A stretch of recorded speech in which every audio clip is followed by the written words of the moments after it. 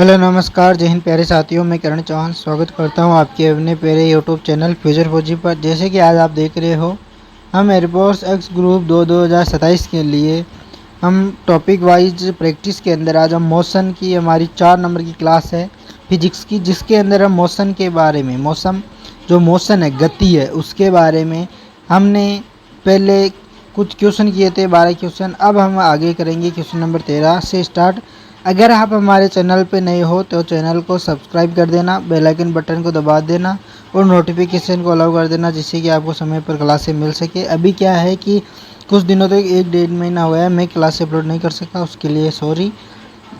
लेकिन आपके लिए क्या है कि सभी टीचरों ने आपके लिए ट्विटर अभियान चालू किया है, उसके माध्यम से आपको 2027 के एग्ज़ाम के लिए आपको उन लोगों का भी सपोर्ट करना है। और अगर आपको कमेंट बॉक्स में बताना है कि हमें भी इस ट्विटर अभियान में भाग लेना है, हमें तो लेना ही है, आप सभी को भी हमारे साथ इस ट्विटर अभियान में जुड़ते रहना है। तो हम हमारी क्लास में बात करेंगे कि हमारी इस क्लास के अंदर आपको क्या मिलेगा। ये पहली बात है, ये जो बैच है ये फ्री ऑफ कॉस्टली है। इसके अंदर आप फ्री कॉन्सेप्ट जितनी भी यूट्यूब पे क्लासेज होगी, फ्री प्रैक्टिस सेट्स होंगे, MCQs होंगे, PYQ सभी फ्री होंगे, टॉपिक वाइज प्रैक्टिस होगी। जीरो कॉस्ट के अंदर आपको ये कोर्स अवेलेबल है, यानी कि आपके लिए एकदम फ्री है। यह इसके अंदर आपको हैंड रिटन नोट्स मिलेंगे, फ्री PDF जो भी प्रैक्टिस की होगी, या फिर YT जो हम यूट्यूब की क्लासेस लेंगे उसकी क्लास होगी, क्लास नोट्स भी हैंड रिटन भी मिल जाएंगे। और ये सब आपको कहाँ मिलेंगे, तो हमारे टेलीग्राम चैनल पे मिलेंगे फ्यूचर फौजी, जिसकी मैंने इस चैनल के डिस्क्रिप्शन बॉक्स के अंदर लिंक लगा दी है।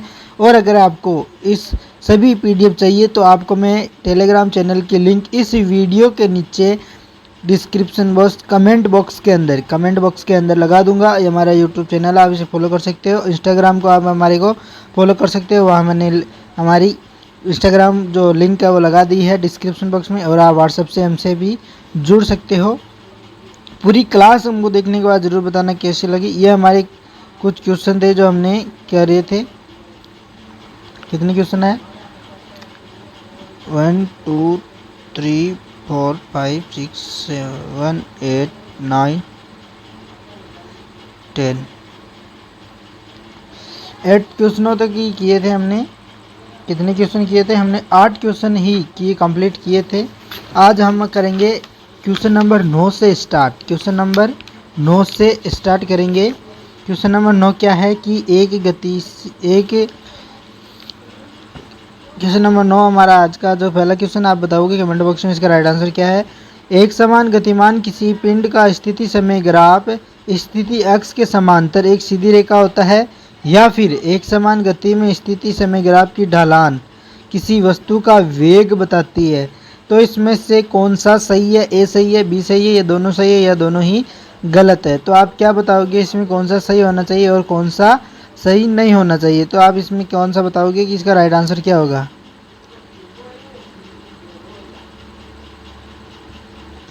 तो इसका जो राइट आंसर होगा वह ऑप्शन नंबर ए होगा, यानी कि एक समान गति में स्थिति समय ग्राफ की जो ढलान है वस्तु के वेग का बताती है। स्थिति समय एक समान स्थिति समय ग्राफ के अंदर ढलान वेग को नहीं बताती, यह बताती है त्वरण को। किसको बताती है? जो ये ढलान है ये वेग को नहीं, ये त्वरण को बताती है। जबकि हमारे पास एक में क्या है कि यदि एक समान रूप से किसी भी सीधी रेखा में गति करती हुई वस्तु का स्थिति समय ग्राफ स्थिति x के समांतर सीधी रेखा है, तो इसका अर्थ क्या है कि इसका अर्थ है कि वस्तु की स्थिति नियत समय पर बदल रही है। यह कथन हमारे लिए क्या है? तर्क संगत नहीं है, तथा यह दर्शाता है कि वस्तु का वेग अनंत है। क्या है? वस्तु का वेग अनंत है। कब? जब वह समय ग्राफ की स्थिति x के समांतर सीधी रेखा है, तब समांतर एक सीधी रेखा है तब। ये क्या है? ये गलत है। और हमारा जो ऑप्शन नंबर बी है वह है राइट। तो हम ऑप्शन ए को करेंगे यहाँ पे रॉन्ग और ऑप्शन नंबर बी को करेंगे राइट, यानी कि ऑप्शन नंबर बी हमारा एकदम सटीक राइट आंसर होगा हमारे क्वेश्चन नंबर 9 का। अब हम देखते हैं हमारा क्वेश्चन नंबर 10। क्वेश्चन नंबर 10 के अंदर आपको क्या दे रखा है कि एक स्थिर कार 20 सेकेंड में 144 किलोमीटर पर घंटा की गति तक त्वरित होती है, तो वह कितनी दूरी तय करेगी? तो कितनी दूरी तय करेगी हमें क्या दे रखा है? वेग हमें दे रखा है 144, v हमें दे रखा है 144। तो हमें क्या दे रखा है, तो हमारे को यहाँ पे इसकी जो वेग है और टाइम दे रखा है वह क्या दे रखा है। तो वेग हमारे पास जो वेग है v बराबर क्या दे रखा है हमारे पास 144 किलोमीटर 144 किलोमीटर पर हावर 144 किलोमीटर पर हावर दे रखा है, जिसको हमको किस में कन्वर्ट करना है, मीटर पर सेकेंड में। तो हम 144 को मीटर पर सेकेंड में कन्वर्ट कैसे करेंगे, तो 5/18 का इसके अंदर भाग लगा के हम इसको मीटर पर सेकेंड के अंदर कन्वर्ट कर लेंगे। और जब इसको हम कन्वर्ट करेंगे तब हमारे पास ये आ गया। और हमारे पास जो टाइम दे रखा है 20 सेकेंड आ गया इसका। v हमारे पास जो गति का समीकरण होगा वह क्या होगा, v बराबर u प्लस at। और जो हमारे पास प्रारंभिक वेग है इसके अंदर क्या दे रखा है, प्रारंभिक वेग हमारे पास 0 है, जबकि हमें यहाँ पे क्या निकालना है, त्वरण है। तो हम यहाँ से त्वरण एक्सेलरेशन कैसे निकालेंगे, तो वह दूरी निकालनी है। तो दूरी के लिए s निकालना है, s यानी कि s निकालना है। s के अंदर जो हमारे पास सूत्र होता है, s के अंदर हमारे पास जो सूत्र होता है वह क्या होता है, s बराबर ut प्लस, चलो मैं इस सभी को आपको एक खाली पेज लेके वहाँ पे लिख देता हूँ।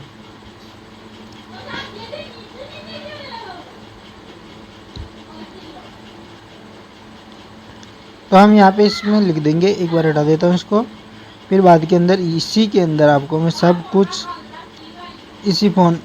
इसी के अंदर अभी लिख देता हूँ। देखो लिखना क्या है कि हमें वेग दे रखा है, v बराबर कितना है, तो 144 किलोमीटर पर आवर। अब हम इसको कन्वर्ट करेंगे किस में, मीटर पर सेकंड में। मीटर पर सेकंड में इसको जब हम कन्वर्ट करेंगे तो हम 5/18 का इसमें मल्टीप्लाई करेंगे। 18 36 54 18 72 18 90 18 160 18 124 18 इंटे 144, 8 बार के अंदर ये कट गया और 5 इंटे 40 होता है, तो ये हो गया 5 इंटे 40। और हमारे पास जो टाइम क्या दे रखा है, वो दे रखा है 20 सेकंड। तो यहाँ पर तो ये कंप्लीट हो गया। अब अगली स्लाइड के अंदर देख लो, आपको किसके द्वारा, गति के समीकरण के द्वारा, गति के पहले समीकरण के द्वारा। गति का पहला समीकरण क्या है, तो गति का पहला समीकरण है v बराबर u प्लस at। v बराबर u प्लस at, तो हमें v दे रखा है, जबकि यहाँ पे हमारे पास जो प्रारंभिक वेग है वह क्या है, 0 है। क्यों बोल रखा है कि एक स्थिर कार क्या है, स्थिर है, यानी कि u बराबर 0 है, जबकि हमें v क्या दे रखा है। तो v की हमारे पास जो वैल्यू है वह अभी बताते हैं। v की जो वैल्यू है वो 14 दे रखी है और u हमारे पास 0 है। a हमें यहाँ से निकाल लेना है, टाइम हमें दे रखा है। जब हम यहाँ से a निकालेंगे तो 20 मीटर पर सेकेंड स्क्वायर हमारे पास यहाँ a आ जाएगा। अब हम यहाँ से दूरी निकाल सकते हैं। दूरी के लिए हमारे पास दूरी सूत्र क्या होता है समीकरण का, ut प्लस 1/2 at स्क्वायर। जब हम इस समीकरण के अंदर जो क्या लिखेंगे, at की जो वैल्यू है 1/2 a स्क्वायर, 1/2 a स्क्वायर, इसकी यानी u तो 0 है तो ये 0 हो जाएगा, और फिर 1/at की इसके अंदर वैल्यू रखेंगे। तो हम यहाँ पे इसकी 1/at स्क्वायर, ये t स्क्वायर है, तो 1/2 a की वैल्यू कितनी है 20 और t की कितनी है, t की भी 20 है।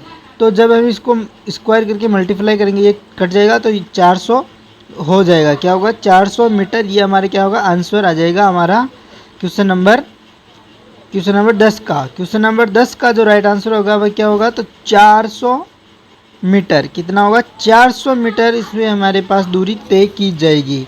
अब देखते हैं इसी प्रकार अगला क्वेश्चन है कि जो ये चित्र दे रखा है, इस चित्र में गतिमान वस्तु का वेग समय vt ग्राफ दर्शाया गया है। उस समय अवधि के दौरान वस्तु का कुल विस्थापन जब त्वरण और मंदन शून्य है तो कितना होगा। क्या निकालना है, तो हमें विस्थापन निकालना है। कब कुल विस्थापन कब होगा, जब त्वरण और जो मंदन है वह 0 हो तब।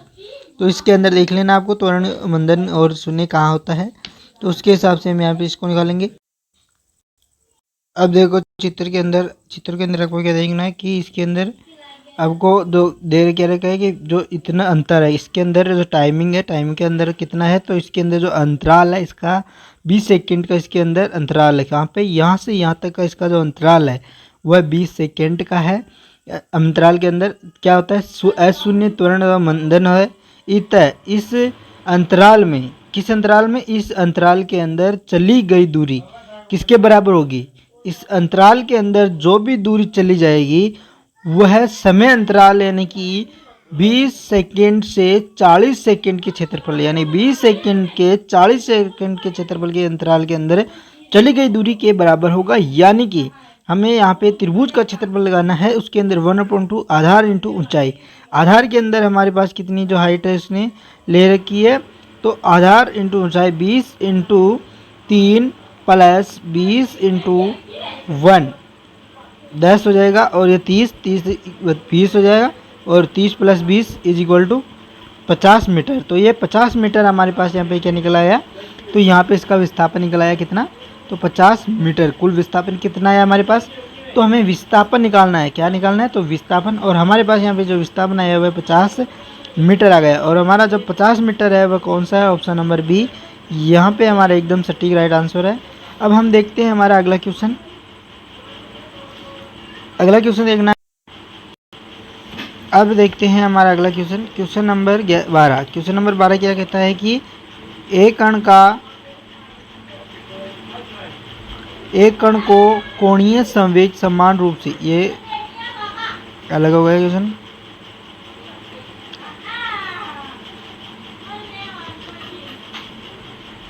सॉरी ये क्वेश्चन हमने अलग बता दिया आपको।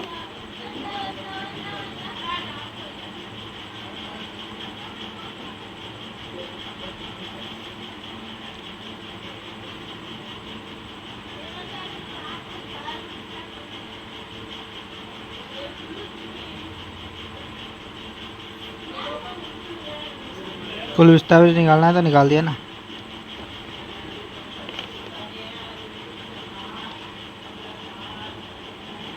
अब अगला है कि जो SHM समानवर्तीय गति करते हुए, क्या है कि समानवर्तीय एक कण का जो कोणीय संवेग क्या है, समान है,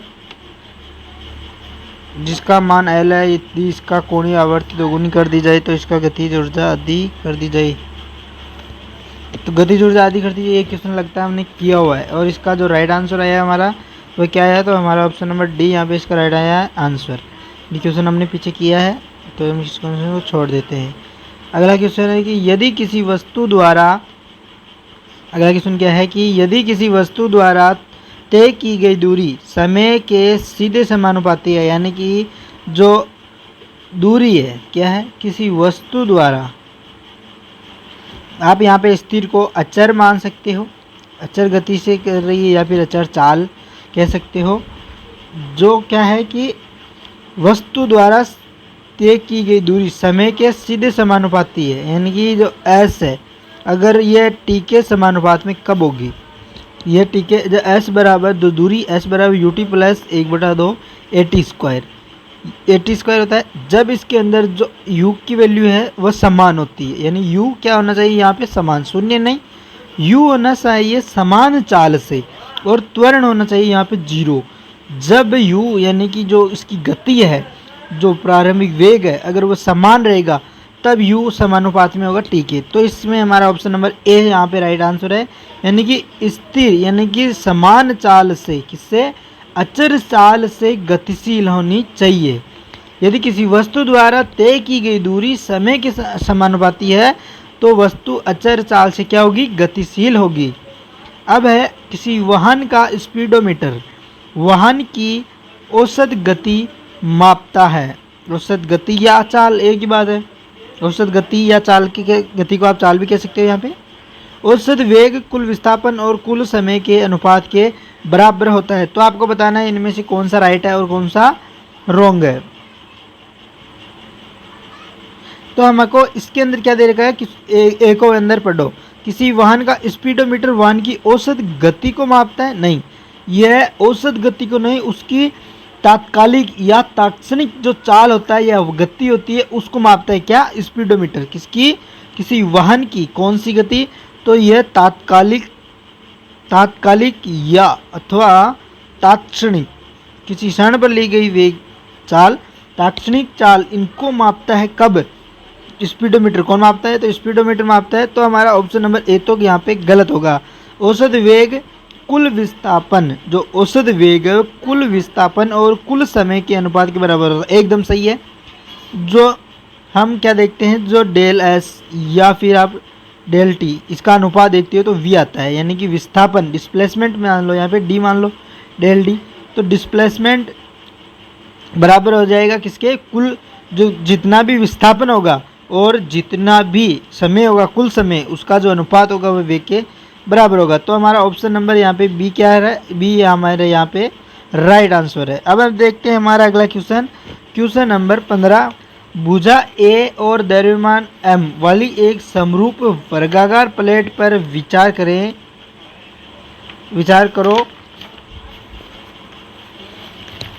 इस प्लेट का उस अक्ष के सापेक्ष जड़त्व आघूर्ण निकालना है। क्या निकालना है, तो जड़त्व आघूर्ण निकालना है उस अक्ष के सापेक्ष। किस अक्ष के सापेक्ष, जड़त्व आघूर्ण जो इसके तल के लंबवत और इसके एक कोने से होकर गुजरता है। तो आपको देख क्या रहेगा, अच्छा नहीं देख क्या, तो अभी मैं यहाँ पे लिख देता हूँ।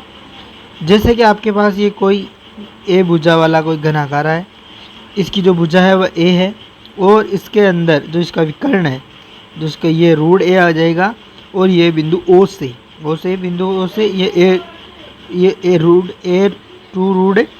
ए रूट टू हो गई, ये इसकी एक्स है।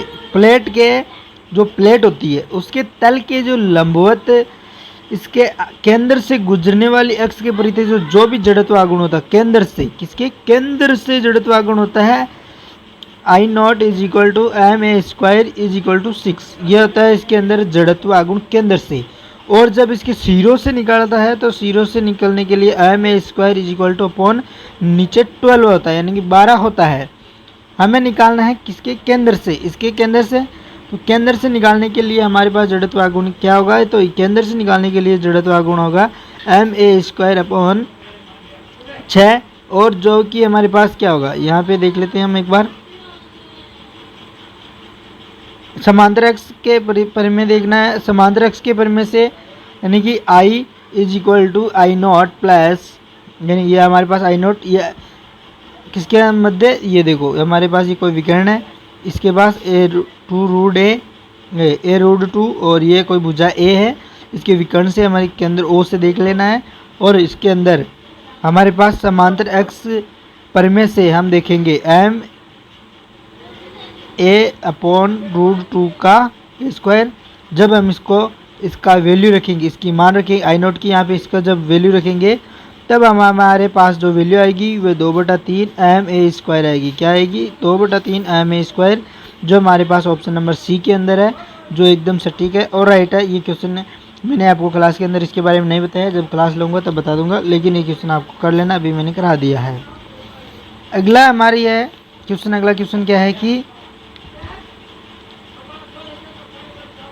10 मीटर पर सेकंड के वेग से चल रही एक कार को एक स्थिर बल F लगाकर 20 मीटर की दूरी में रोका जा सकता है। यदि कार का वेग 30 मीटर पर सेकंड है तो इस बल द्वारा उसे कितने मीटर में रोका जा सकता है। क्या कह रहा है कि जो 10 मीटर पर सेकंड के वेग से कोई भी कार चल रही है और उसके ऊपर जो बल है वो 20 मीटर की दूरी पर लगाया, एक स्थिर बल F लगाकर 20 मीटर की दूरी में उसे रोक दिया जाता है। अगर उसी को यदि कार का वेग क्या कर दिया जाता है, 30 मीटर पर सेकंड कर दिया जाता है, तो बल द्वारा उसे कितने मीटर में रोका जा सकता है। तो इसको देखने के लिए हमें किसका संबंध याद होना चाहिए, तो हमें इसका संबंध याद होना चाहिए कि जो दूरी और जो उसकी चाल होती है उसका हमें संबंध, ये संबंध आपको याद करना है। इसके अंदर से आपसे क्वेश्चन पूछा जाता है। यदि u का जो मान है 3 गुना कर दिया जाए, किसका 3 गुना, क्वेश्चन में दे रखा है कि यदि कार सेकेंड 30 मीटर पर सेकेंड है तो इस बल द्वारा उसे कितने मीटर में रोका जा सकता है। तो 3 गुना जब इसका मान हम करेंगे तो क्या होगा, s का मान कितना हो जाएगा, 9 गुना हो जाएगा, अर्थात 9 × 20 इज इक्वल टू 180 मीटर से वह क्या कर देगा, उसको रोक देगा। इस प्रकार उस पर बल लग जाएगा। हमारा इस यहाँ पे इसका जो राइट आंसर होगा वह क्या होगा, तो वह ऑप्शन नंबर डी यहाँ पे हमारा राइट आंसर होगा। अगला हमारा क्वेश्चन है कि इस प्रकार का क्वेश्चन आपसे एग्जाम में पूछा जाता है, भले ही जो मैंने पीछे कराया है वह पूछा तो जाता है लेकिन इतना नहीं जितना ये क्वेश्चन पूछा जाता है। ये आपको मैथ में पूछ लिया जाता है और आपको इसमें पूछ लिया जाता है। तो आपको निकालना क्या है, यहाँ पे त्वरण निकालना है। तो पहले आपको क्या करना पड़ेगा, इसका अवकलन क्या करना पड़ेगा। तो आपको इस समीकरण का अवकलन करना पड़ेगा। x बराबर 2t प्लस टी प्लस 5। तो x बराबर 2t square plus T plus 5। जब हम इसका अवकलन करेंगे t के सापेक्ष dx अपॉन dt, तो 4t प्लस टी। और जब ये dx अपॉन dt क्या होता है, ये वेग होता है। जब वापिस इसी वेग का क्या, इसी जो वेग निकलेगा इस वेग या फिर इसका जब हम डबल अवकलन करेंगे तो हमारे पास जो मान आएगा वह आएगा 4। क्या आएगा, तो 4 आएगा। यहाँ पे टी की जगह 1 हो गया, तो 4 हमारे पास ये क्या आ गया, ये हमारे पास त्वरण निकालना है। तो हमारे पास त्वरण क्या है, 4 मीटर पर सेकेंड स्क्वायर। क्या आ गया त्वरण, तो ये होता है त्वरण। और ये त्वरण आ गया हमारे पास 4 मीटर पर सेकेंड स्क्वायर, जो हमारे ऑप्शन नंबर 1 के अंदर दे रखा है। इस प्रकार का क्वेश्चन आपसे एग्जाम में पूछा जाता है 100 और 100%। अगला जो क्वेश्चन है, एक वस्तु विराम अवस्था में 5 मीटर पर सेकंड के स्थिर त्वरण से गतिमान होती है। किससे, स्थिर अवस्था है। विराम अवस्था देख लो, 5 मीटर पर सेकंड के स्थिर त्वरण मान होती है 10 सेकंड के वजह अंत तात्कालिक गति मीटर पर सेकंड में होगी। क्या होगी, तो उसके बारे में हमें बताना है। यानी कि हमें यहाँ पे लगाना है किसका, हमें यहाँ पे जो न्यूटन का फर्स्ट लॉ है गति का जो पहला नियम है वो लगाएंगे, v बराबर u प्लस ए टी। तो हमारे पास जो क्या दे रखा है, वेग निकालना है हमें। और वेग निकालने के लिए हमें पास पहले बात है कि जो त्वरण है, जो प्रारंभिक वेग है वह हमें 0 दे रखा है। और त्वरण क्या दे रखा है, 5, यानी विराम अवस्था में से 5 मीटर पर सेकेंड स्क्वायर के स्थिर त्वरण से, यानी त्वरण 5 मीटर पर सेकेंड स्क्वायर दे रखा है। और इसके अंदर जो टाइम है वह 10 सेकेंड दे रखा है। तो 50 मीटर पर सेकेंड ये हमारा यहाँ पे राइट आंसर हो जाएगा। 50 मीटर कहाँ है, तो 50 ऑप्शन नंबर ए के अंदर, हमारा ऑप्शन नंबर ए यहाँ पे राइट होगा। अगला हमारा क्वेश्चन नंबर है 19। क्वेश्चन नंबर क्या है, क्वेश्चन नंबर है 19। क्वेश्चन नंबर 19 क्या कहता है, किसी गतिमान वस्तु के लिए किसी क्षण पर क्या होता है यदि वस्तु गतिमान नहीं है, तो त्वरण अनिवार्य रूप से शून्य होगा। कैसे, हाँ, अगर कोई वस्तु किसी क्षण, क्या कह रहा है, किसी गतिमान वस्तु के लिए कह रहा है, जबकि ये क्या कह रहा है, यदि वस्तु गतिमान नहीं है तो त्वरण अनिवार्य रूप से शून्य होगा। कोई ज़रूरी नहीं है, शून्य भी नहीं, मंदन होता है, उसमें माइनस ही आता है। जब यदि वस्तु मंद हो जाती है यानी कि धीमी हो जाती है तो मंदन त्वरण होता है। नहीं, जो वस्तु ऋणात्मक की ओर यानी कि बहुत ही कम नीचे माइनस के अंदर जाने लगती है तब उसमें मंदन उत्पन्न होता है। उसके त्वरण के विपरीत जब वो गति करती है तो वो मंदन उत्पन्न होता है। यदि वस्तु मंद हो रही है तो दूरी ऋणात्मक होगी। दूरी कभी भी ऋणात्मक नहीं होती है, दूरी हमेशा धनात्मक पॉजिटिव ही रहती है। यदि उस क्षण विस्थापन यानी कि बी, सी और ए तो गलत है, विस्थापन, वेग और त्वरण ज्ञात हो तो हम भविष्य में किसी भी समय विस्थापन ज्ञात कर सकते हैं। एकदम सही बात है। अगर हमें विस्थापन, वेग, त्वरण ज्ञात हो तो बिना विस्थापन, वेग, त्वरण के तो हम कैसे पता लगा सकते हैं कि इसमें त्वरण है, मंदन है, तो हम उसके आधार पर नहीं बता सकते। हमारा ऑप्शन डी यहाँ पे राइट आंसर होगा।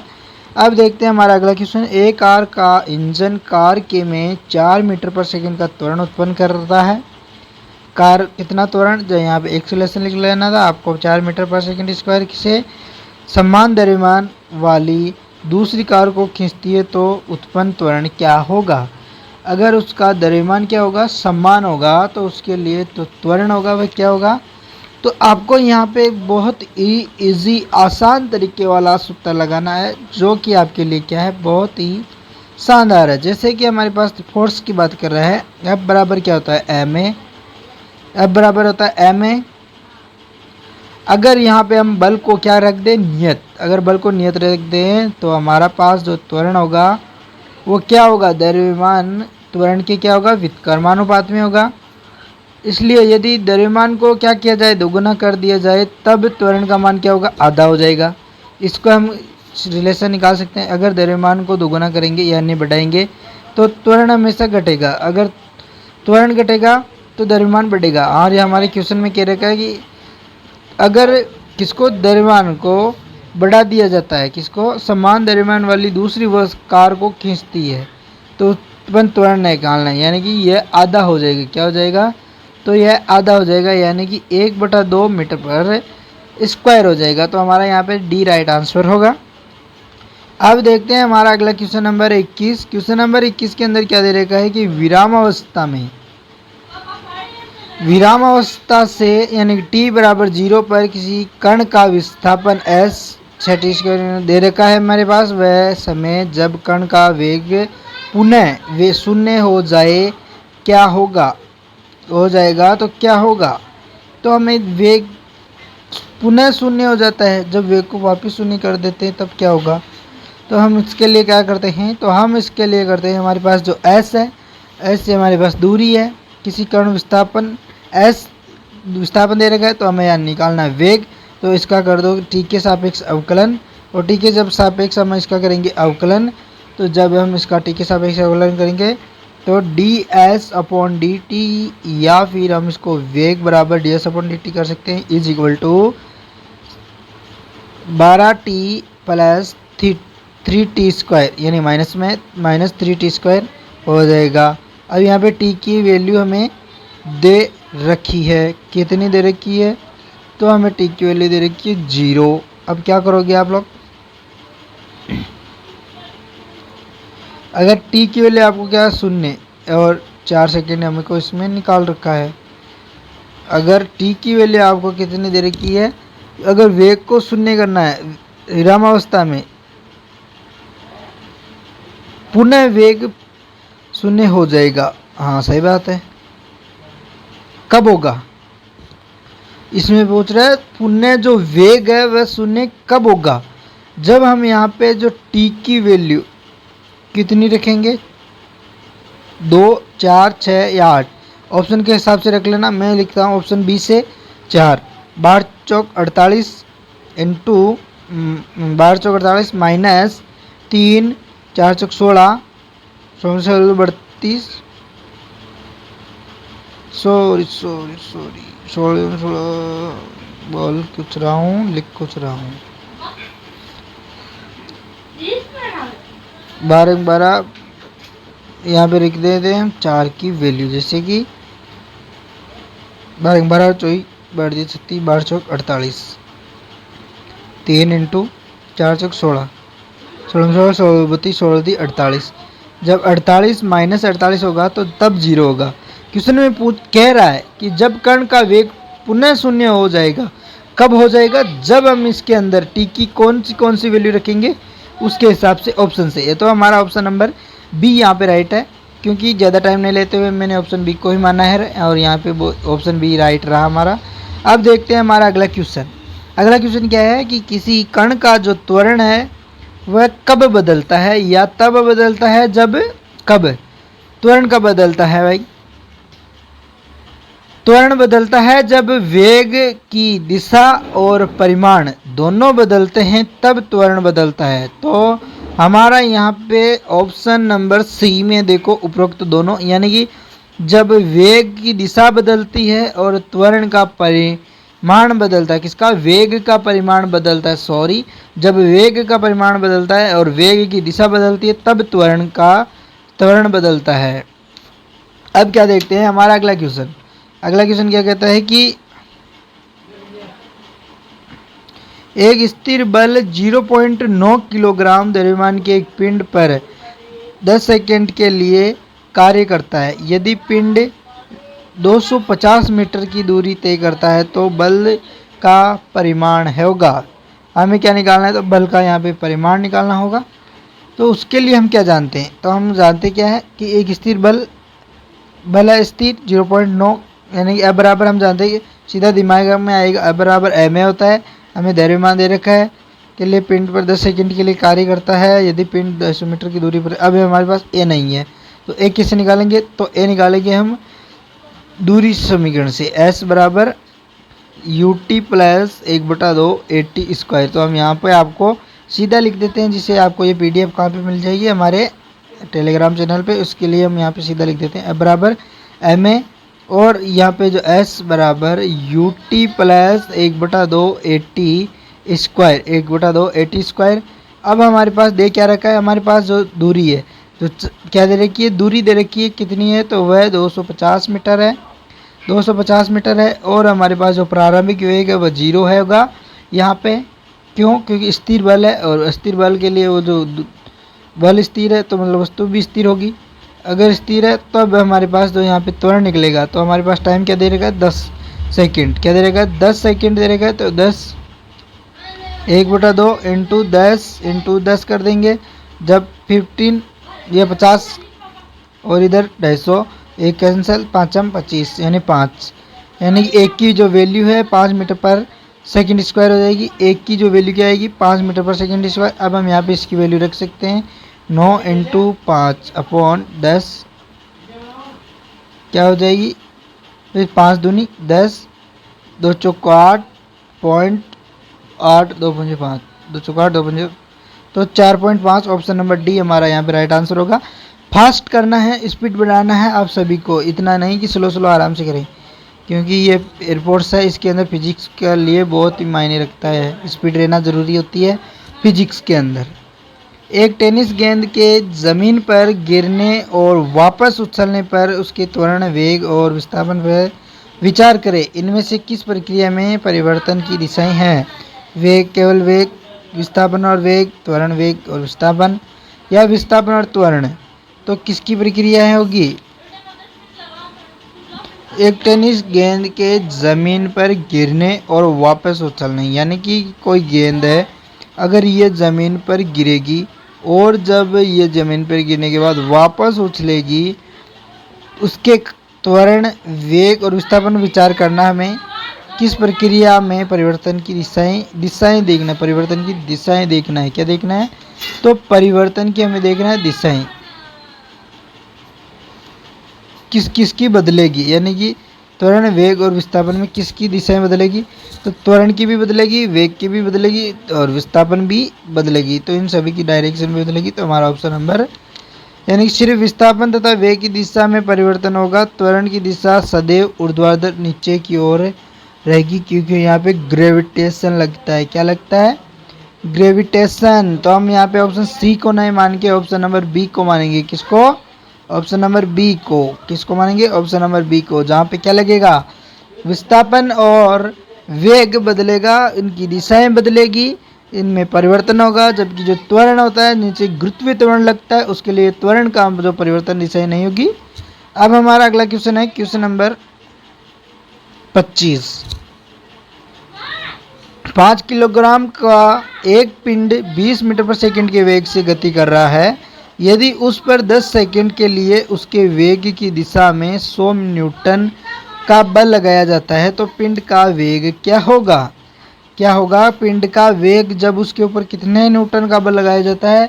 तो 100 न्यूटन का। अब हमारे पास यहाँ पे प्रश्न को देखते ही समझ में आ रहा है कि हमारे पास F बराबर एम ए वाला सूत्र तो हमें आना ही चाहिए, F बराबर एम ए, यानी कि प्रश्न को देखते ही दिमाग में सिर्फ एक ही क्वेश्चन घुसता है, F बराबर एम ए। तो एक बार यहाँ पर ले लेते हैं एक स्लाइड, और स्लाइड में इनको हटा देते हैं, जिससे कि हमको क्या, फिर जब आपको यहाँ पे सेंड करूँगा वहाँ पे आपको तकलीफ नहीं होगी। तो यहाँ पे हम लिख लेते हैं, सीधा आपको सूत्र के हिसाब से समझा देते हैं। जैसे हमारे पास v बराबर हम पहले लेंगे गति, जो पहला समीकरण है v बराबर u plus a t, v बराबर u प्लस ए टी, और हम ए क्या आ जाता है, f बराबर क्या होता है, एम ए। तो ए यहाँ से हमारे कैसे निकाल सकते हैं, तो इसको m को नीचे भेज देंगे, A is equal to F by M. तो हम v बराबर u plus F by M into T, हम इसमें इसका जो वैल्यू है वो मान रख के यहाँ पे निकाल सकते हैं इसकी वेग, इसका वेग निकाल सकते हैं। तो इसका वेग क्या निकलेगा हमारे पास, तो जो हमारे पास प्रारंभिक वेग u दे रखा है 20, और जो हमारे पास बल है वह 50 यानी 100, और जो द्रव्यमान है वह 5 है, और जो टाइम है वह 10 है। तो हमारे पास जब इनको सोल्व करेंगे, 5 दूनी 10, 200 200 220 हो गया, 220 मीटर पर सेकंड, ये आ गया हमारा वेग। अब ये हमारे किस ऑप्शन में है, तो ये हमारे ऑप्शन में है, ऑप्शन नंबर बी के अंदर है, ऑप्शन नंबर ए, सी और डी के अंदर नहीं है। ऑप्शन नंबर बी में 220 मीटर पर सेकंड है, जो कि क्या है, राइट है, एकदम सटीक है आंसर। अब देखते हैं हमारा अगला क्वेश्चन। परिमाण और दिशा में क्या है हमारा अगला क्वेश्चन। तो हमारा अगला क्वेश्चन नंबर है 27 यानी 26 नंबर का क्वेश्चन है कि परिमाण और दिशा में, जिसमें परिमाण और दिशा में परिमाण और दिशा में स्थिर बल के प्रभाव में गतिमान कण का जो पथ होगा वह किस प्रकार का होगा। किसके परिमाण दिशा में स्थिर बल, किसके स्थिर परिमाण दिशा में जो स्थिर बल या नियत बल मान सकते हो, क्या होगा, तो वह होगा किसमें, सरल रेखा में। किसमें, तो वह सरल रेखा में होगा। तो ऑप्शन नंबर ए राइट होगा हमारा यहाँ पे। वर्ताकार तो कभी नहीं होगा, जब इसका क्या होगा, परिमाण बदलेगा तो उसकी डायरेक्शन बदलती जाएगी, दिशा बदलती जाएगी। अब देखते हैं हमारा अगला क्वेश्चन, क्वेश्चन नंबर 27। एक कार 50 किलोमीटर पर घंटे की गति से चल रही है और कम से कम 6 मीटर की दूरी के बाद ब्रेक लगाने पर रुक जाती है। यदि वही कार 100 किलोमीटर पर घंटे की गति से चल रही है तो न्यूनतम रुकने की जो दूरी होगी वह क्या होगी। हमें क्या निकालना है, दूरी। दूरी आ गया तो एस वाला सूत्र रहेगा, एस समानुपाती में यू स्क्वायर। आ गया एक बार इसका वापस क्वेश्चन।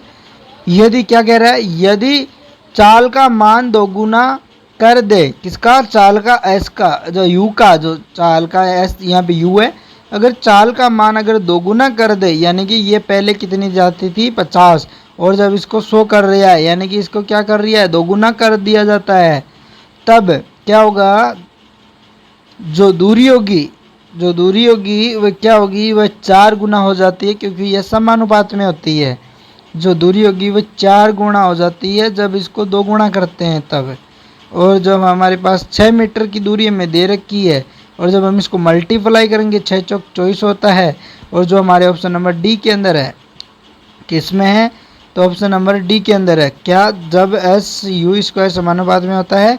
आपको मालूम है अगर हम 50 से कितनी कर रहे हैं तो 100 मीटर किलोमीटर पर घंटा कर रहे हैं, यानी कि चाल को हम क्या कर रहे हैं, दोगुना कर रहे हैं। चाल को क्या कर रहे हैं, दोगुना कर रहे हैं, तब जो हमारे पास जो दूरी होगी वो 4 गुना हो जाएगी। 4 गुना होने पर बाद के अंदर ये दूरी और जो हमें दे रखी है वह दूरी, इनका जब मल्टीप्लाई करेंगे तो 24 मीटर हो जाएगा। 24 मीटर जो हमारे पास ऑप्शन नंबर डी के अंदर दे रखा है, किसमें, ऑप्शन नंबर डी में हमें दे रखा है। अब हम देखते हैं इसी प्रकार हमारा अगला क्वेश्चन। दो समान कारों की गति किसी विशिष्ट क्षण पर u और 4u, यानी कि u और 4u है, उस क्षण से दोनों कारों द्वारा तय की गई दूरी का अनुपात क्या होगा। क्या होगा, दूरी का अनुपात हमें निकालना क्या है, दूरी का अनुपात। जैसे अभी मैंने बताया सूत्र के हिसाब से एस समानुपात में किसके होता है, एस समानुपात में यू स्क्वायर होता है। अगर S1 अपॉन S2 पूछ रखा है तो you square upon you square. अब इसमें हमें S1 S2 निकालना है तो यू स्क्वायर को कैंसिल कर दो, 1/16 जो हमारे ऑप्शन नंबर डी के अंदर है। ये आ गया हमारा आंसर डी। अगला हमारा आंसर यानी क्वेश्चन है, कण द्वारा तय किए गए पथ की प्रकृति का कौन निर्धारित करता है। गति, वेग, त्वरण, यानी में से कोई नहीं।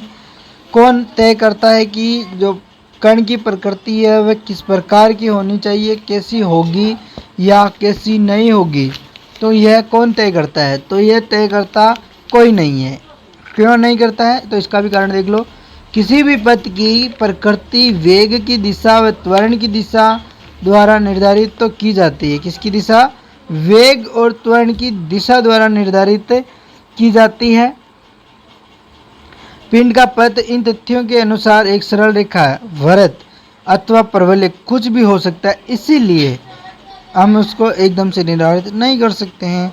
तो हमारा यहाँ पे क्या होगा राइट आंसर, तो ऑप्शन नंबर डी हमारा यहाँ पे राइट आंसर होगा। अगला हमारा क्वेश्चन नंबर है और लास्ट क्वेश्चन है, अगला है और लास्ट क्वेश्चन है, एकदम सटीक से हम देखते हैं इसके बारे में। दो ट्रेनें प्रत्येक 50 मीटर लंबी विपरीत, किसके 50 मीटर विपरीत। पहले 8 क्वेश्चन ही हुए थे, इसीलिए मैंने इस लास्ट का क्वेश्चन की स्पीड से बहुत ज़्यादा खींचा है, इसलिए मैंने इसके अंदर मैंने 30 क्वेश्चन ही हुए हैं, अभी तक 30 ही हुए हैं। अब अगली बार के अंदर 40 क्वेश्चन कराऊंगा अगली क्लास के अंदर।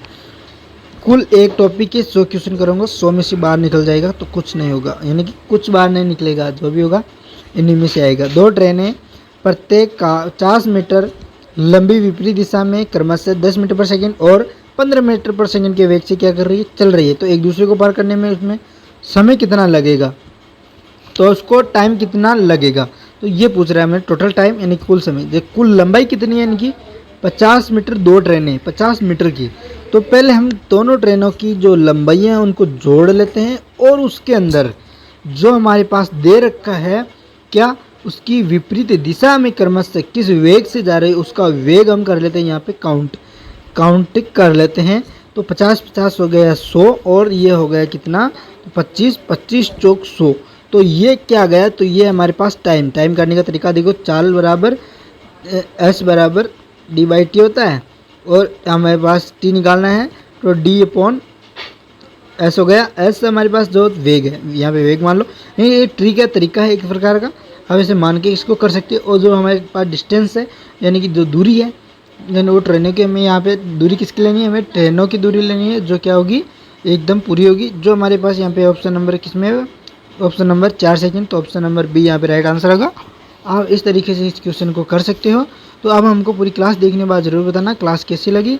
अच्छी लगी तो लाइक करना, शेयर करना, सब्सक्राइब करना और अपने सारे दोस्तों तक इसे ज़रूर शेयर करना, क्योंकि आज की इस क्लास में हम आपको 30 क्वेश्चन कंप्लीट करा दिए हैं। अब हम कल की क्लास के अंदर फिजिक्स की जो कल की क्लास होगी 5 नंबर की क्लास, उसके अंदर मोशन के 40 क्वेश्चन यानी कि 70 तक पहुंच जाएंगे। फिर एक क्लास के अंदर 30 क्वेश्चन ऐसे करके हम 2 क्लास और करेंगे मोशन की, उसके अंदर 50 क्वेश्चन आपको कवर कराएंगे।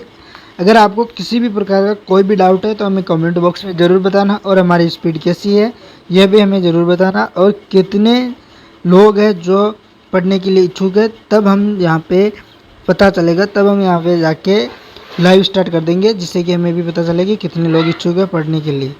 तो हम देखते हैं आज इसकी क्लास को पूरी देखने के बाद ज़रूर बताना कि कैसी लगी। अच्छी लगी तो लाइक करना, शेयर करना, सब्सक्राइब करना और हमें सपोर्ट भी करना। Thank you. जय हिंद, जय भारत।